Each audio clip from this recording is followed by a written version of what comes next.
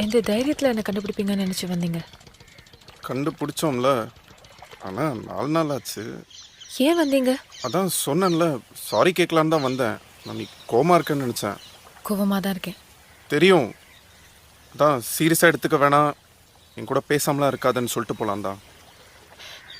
சரி, உன்னையும் நீ சொன்னதையும் நான் சீரியஸாக எடுத்துக்க மாட்டேன். ஓகே? அது அப்போ சொன்னது. அதுக்கப்புறம் 10 நாள் ஆயிடுச்சு. இப்போ சொல்கிறேன், ஐ அம் கிரேசி அபவுட் யூ.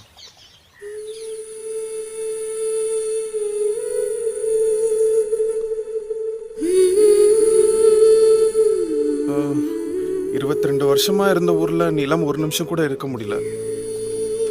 ஏன் அவராலே இருக்க முடியல?